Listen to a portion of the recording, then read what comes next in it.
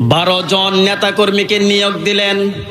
এই 12 জন মিলে এই অঞ্চলটা নিয়ন্ত্রণ করবেন, দেখাশোনা করবেন, বিচার আচার করবেন, মানুষের মধ্যে সামাজিক কাজ করবেন।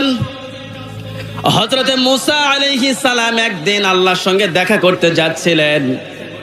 হঠাৎ করে ওই 12 জন নেতাকর্মী মূসার কাছে এসে ডাক দিয়ে বলছে, মূসা, তুমি তো আল্লাহর সঙ্গে কথা বলো, আল্লাহর সঙ্গে তোমার সাক্ষাৎ হয়, যেহেতু আল্লাহর সঙ্গে তুমি কথা বলতে যাচ্ছ, আমাকেও একটু সাথে নাও, আমরাও একটু তোমার সাথে যেতে চাই, আল্লাহর সঙ্গে সাক্ষাৎ করতে চাই, আল্লাহরকে কিছু বলতে চাই, তোমার সাথে আমরাও যাব। হযরতে মূসা আলাইহিস সালাম তার সঙ্গে 12 জন নেতা কর্মীকে নিয়ে রওনা দিলেন।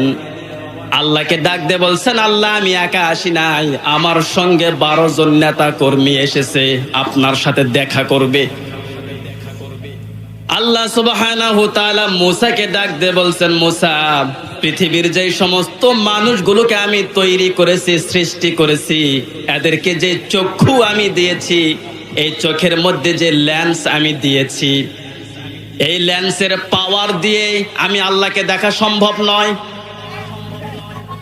তারা যদি আমার সাথে কথা বলতেই চায়, তারা যদি আমার সাথে সাক্ষাৎ করতে চায়, তাদের লেন্সের পাওয়ার যেহেতু এত দূর পর্যন্ত আমি দেই নাই, হে মূসা, ভালো করে শোনো, তাদেরকে তুমি বলে দাও, ওয়াকালাল্লাহু ইন্নী মাআকুম। তারা যদি 5টি কর্ম পদ্ধতি নিজ নিজ অঞ্চলে বাস্তবায়ন করতে পারে, আমি আল্লাহ তাদের সাথে থাকব, দেখা করা লাগবে না।